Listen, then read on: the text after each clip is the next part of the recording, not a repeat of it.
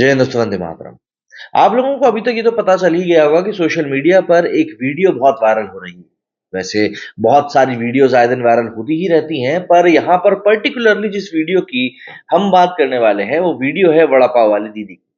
हाँ भाई, बीटेक पानीपुरी के बाद में महिला सशक्तिकरण की जो लहर दौड़ रही है, उसमें सड़क पर अतिक्रमण करने में भी अब लड़कियां लड़कों की बराबरी करने में भागीदार बनती जा रही हैं। अब ये तो सबको पता ही है कि लोग सोशल मीडिया का इस्तेमाल किस किस तरीके से करते हैं। कुछ लोग पैसे कमाने के लिए करते हैं। भाई, चाहत होती है सबकी कि सोशल मीडिया से दो पैसे कमा लिए जाए, क्योंकि उनकी रोजी रोटी उससे ही चलती है। कुछ को फेमस होना होता है, कुछ अपने एंटरटेनमेंट के लिए इसका यूज करते हैं, पर वहीं कुछ लोग ऐसे भी हैं जो सोशल मीडिया का इस्तेमाल गलत तरीके से करते हैं। उनमें बहुत सारी कैटेगरीज हैं, पर जो सबसे कामयाब तरीका है वो है रो रो कर लोगों की सिंपैथी बटोरना और गलत होते हुए भी खुद को आंसू दिखाकर एक विक्टिम कार्ड खेलना कि देखिए हमको परेशान किया जा रहा है। अपनी गलती को ना मानना और बस ये कहना कि देखिए हम तो कुछ गलत कर ही नहीं रहे हैं, ये दुनिया ही है जालिम जो हमें परेशान कर रही है। मतलब वड़ा पाव वाली दीदी को रोते हुए देखकर 2 मिनट के लिए तो मैं भी सम्मोहित हो ही रहा था कि तभी मेरी नजर पड़ी उनके गले में टंगे हुए माइक के ऊपर, और वो भी एक नहीं दो। जाहिर सी बात है, ये माइक भी कोई सस्ते नहीं होंगे, पर ये बात कभी और करेंगे। मतलब भाई, सीधी सीधी सी बात यह है कि अपनी लाचारी को इस तरीके से दिखाना है कि लोगों की सिंपैथी तो मिले ही, बट उसके साथ साथ हमको इंटरनेट के लिए कंटेंट भी तैयार करना है।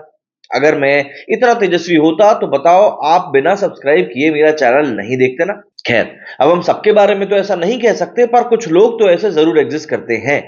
तो चलिए आगे बढ़ते हुए आज हम बात करेंगे the vada pav famous girl of Delhi.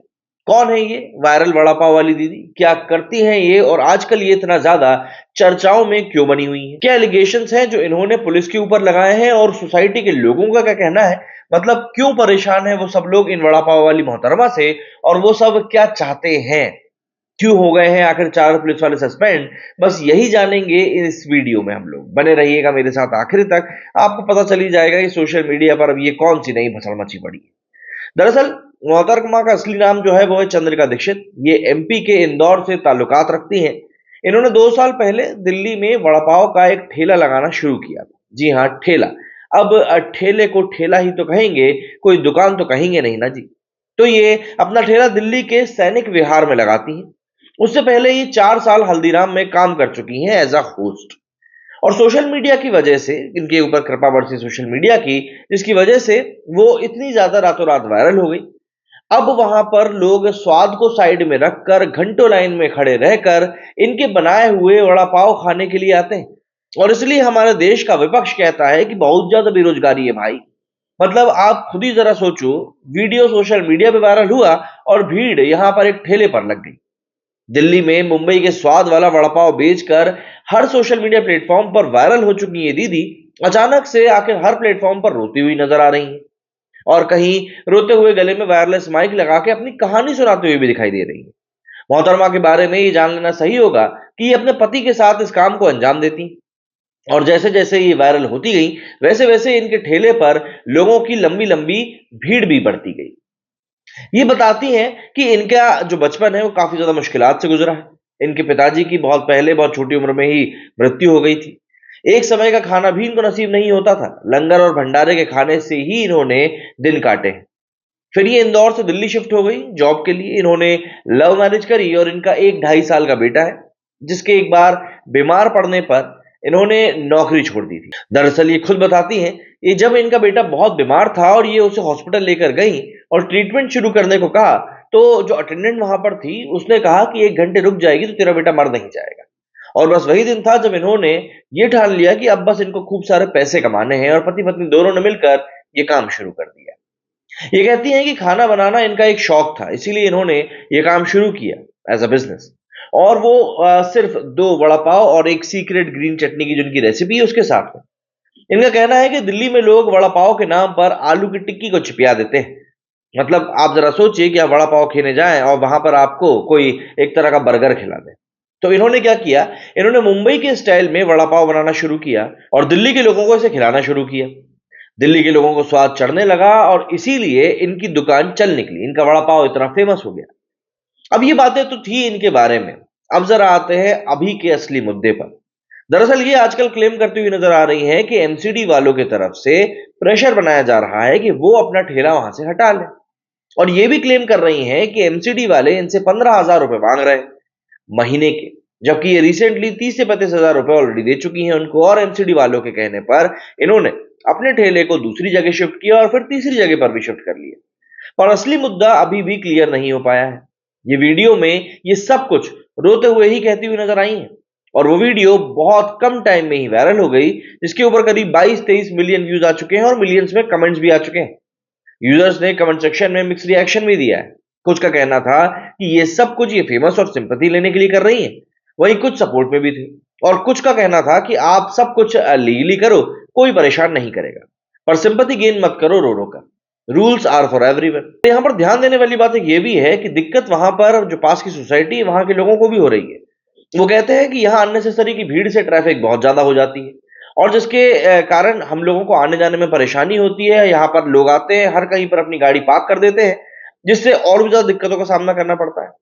अब देखिए, एक बात आपको समझनी पड़ेगी कि अतिक्रमण जो होता है वो दरअसल होता तो अतिक्रमण ही है। आप किसी गरीब को चाहे कुछ भी कह सकते हैं कि यार उसने ऐसा कर लिया वैसा कर लिया, वो अपना काम कर रहा है, वो अपनी जीविका चला रहा है, बट इन दी एंड बात अतिक्रमण की ही आती है कि अतिक्रमण तो अतिक्रमण ही होता है।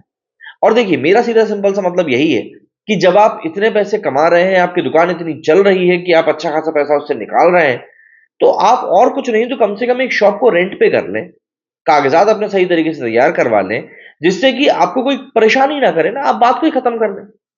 लेकिन भैया बात तो ये है कि दीदी तो गलत है यहाँ पर। ऐसा तो है नहीं कि दीदी को पता नहीं क्या सही है क्या गलत है। दीदी अच्छी खासी पढ़ी लिखी भी हैं, तो इनको रूल्स एंड रेगुलेशंस के बारे में भी अच्छे से पता ही होगा। और क्योंकि इन्होंने हल्दीराम में काम किया है, तो उनको ये भी पता होगा कि खाने का बिजनेस जितना साफ सफाई से होता है, जितना ज्यादा तरीके से होता है, उतनी ही बरकत होती है।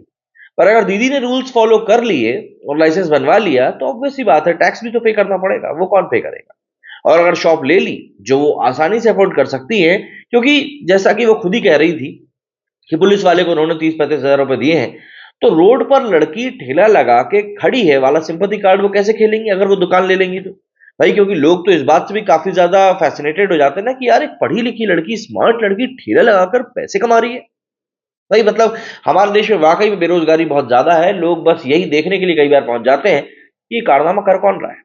खैर, एक तो मोहतरमा जबरदस्ती का अतिक्रमण करके बैठी हुई है। मतलब आप जरा खुद सोचो कि आपने एक सोसाइटी में 70-80 लाख का घर लिया है, लेकिन जब आप घर के बाहर निकलते हैं ऑफिस या कहीं भी जाने के लिए, तो वहां पर वड़ा पाव वालों की इतनी भीड़ आपको मिलती है कि आपके आने जाने की जगह ही नहीं रह जाती।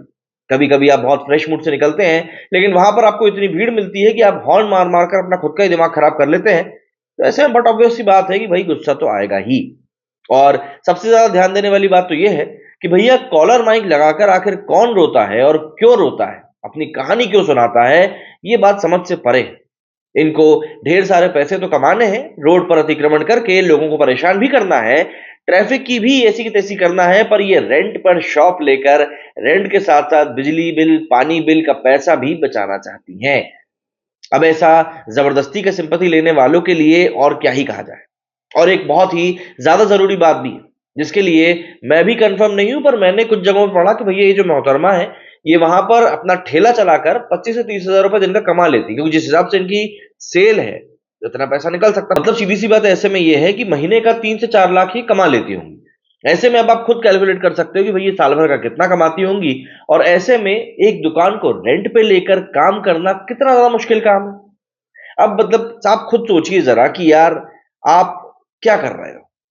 अराजकता तो फैल ही रही है, लोगों को वहां पर परेशानी भी हो रही है, आपका खुद का बिजनेस भी बिगड़ रहा है। तो अगर आप अफोर्ड कर सकते हो तो शांति से अफोर्ड कर लो ना यार एक दुकान। इतना फस मचाने की, इतना हल्ला मचाने की जरूरत क्या है? क्या कहना है आप लोगों का इस पूरे सब्जेक्ट के बारे में? कमेंट करके जरूर बताइएगा। मेरे स्टूडियो फिलहाल इतना ही। जय हिंद, जय भारत।